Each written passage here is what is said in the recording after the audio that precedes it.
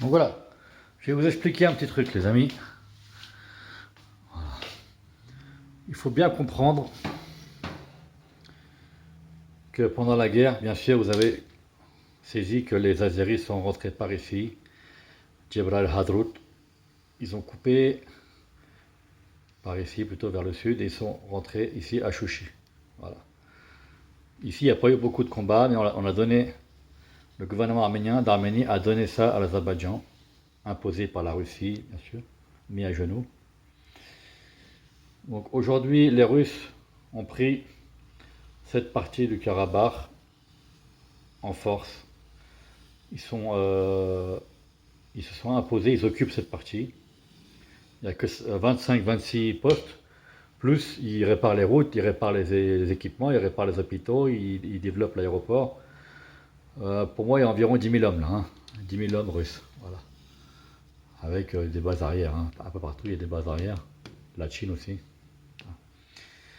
Voilà. Ce qui se passe, c'est qu'aujourd'hui, voilà, Aliyev, il a dénoncé, il a annoncé, et tout ce qu'il a annoncé, toujours il l'a fait, donc il veut prendre le Zangezur. Zangezur, c'est un mot turc, en arménien on dit Syunik.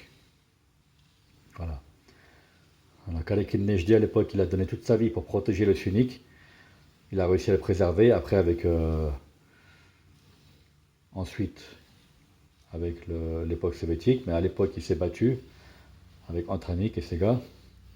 Aujourd'hui, Aliyev, qui est ici, qui est partout, ici, Aliyev, qui est ici, Yelasr, vous voyez, c'est ici Yelasr. Aliyev, il veut prendre le Syunik. Il peut couper l'Arménie par Yelasr et en coupant par le Vayostor, ici, vous voyez. Ici, c'est le chemin le plus court, il y a 25 km à vol d'oiseau. 25 km. Il peut couper l'Arménie comme ça ou comme ça. Vous voyez, ou comme ça, ou comme ça. Donc maintenant, la présence des Russes. La présence des Russes, c'est pas une force de protection, c'est une force d'occupation. Les Russes, ils vont prendre le Syunik. Eux-mêmes, comme ils ont pris le Karabakh avant que les Azéris prennent, ils vont prendre le Syunik, les Russes, avant que les Azéris le prennent. Voilà. Pour relier le Syunik au Karabakh, après en dégageant de Chouchi et des territoires conquis, dégageant les Azéris. Le but, c'est de faire une république, une grosse république d'Artsakh, reconnue avec un accès à la Russie, par le Daghestan. Une grosse république d'Artsakh reconnue uniquement, bien sûr, par la Russie. Voilà. Qui sera à peu près équivalente à la république d'Arménie, même plus grande peut-être. Voilà. Pourquoi feraient ça les Russes? Parce que si les Russes ne le font pas, peut-être les Américains viendront protéger la zone du Syunik, dans la mesure où vous savez que la Californie a signé un protocole de partenariat et a déclaré que le Syunik est une ville jumelle, ville sœur de la Californie. Ça c'est fort, c'est important au niveau symbolique, hein. Très important, ça veut dire ce que ça veut dire. Voilà. Donc pour moi, les Russes très rapidement, ils vont prendre le Syunik, les Russes, occuper le Syunik, pour ne pas que les Azéris l'occupent, et surtout pour ne pas que les Américains l'occupent, hein. Mettre la porte de l'Orient, on va dire que leur porte américaine, ils veulent la mettre ici, avec l'arrivée des talibans. Ils veulent être une épine dans le plan d'Erdogan, le pan-turquisme. Vous savez que les talibans ont négocié aussi avec les Russes le fait qu'ils ne vont pas toucher à leur ambassade, qu'ils vont les laisser travailler, et Erdogan a fait une déclaration comme quoi il n'a rien du tout contre le plan des talibans. Donc tout ça se corrobore. Donc tous les gens qui veulent rester en contact avec le Karabakh ou le Syunik, dès à présent il faut passer de l'autre côté, hein, il faut venir là, hein, vous voyez. Je vous rappelle ici, c'est là Yelasr.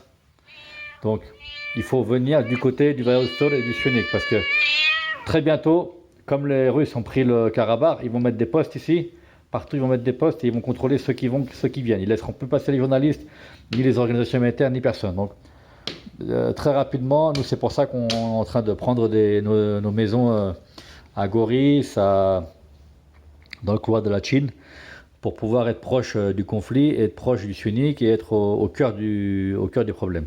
Voilà. Donc, soyez bien conscients de ce qui se passe. Voilà. Je vous remontre ici la carte. Yelasr, c'est ici. Voilà. Ici, Yelasr. C'est ici à 50 km de Yerevan. Hein. Ici, les Azéris attaquent tous les jours. On a eu des morts. Les Azéris aussi attaquent ici. En sunnique. Voilà. Les Azéris ont pris la moitié de la ville de Shulnur, comme vous savez. Les Azéris attaquent sur toute la ligne du sunnique. Les Azéris aussi attaquent à Vartenis, là-haut. Voilà, ville de Vartenis, ils attaquent ici. Ils attaquent ici régulièrement. Voilà. À Sotk, à Verishorja, Sotk, vous voyez, c'est là, Sotk. Sotk, c'est aussi de Zod. À Sotk, dans les hauteurs de Sotk, là c'est la ville de Sotk, les hauteurs de Sotk, c'est ici, c'est l'entrée de Kelbajar. Voilà. Ils sont dans les hauteurs de Sotk qui sont la mine d'or.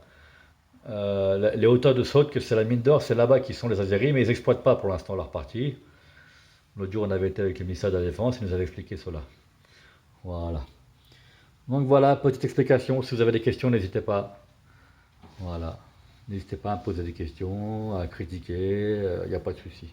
On est blindé, c'est du fer forgé, il n'y a pas de problème. On a des gilets pare-balles, on a 2 gilets pare-balles, on a 4 casques. Donc vous pouvez attaquer, vous pouvez sortir les crocs, il n'y a pas de souci. On maîtrise la carte, on maîtrise les événements. Tout ce qu'on dit, c'est pour que vous compreniez ce qui se passe, tout simplement. Comme vous êtes loin, vous me faites des témoignages comme quoi vous vous sentez inutile, et ben voilà, je vous explique. Voilà, n'hésitez pas à poser des questions. Bonne journée les amis.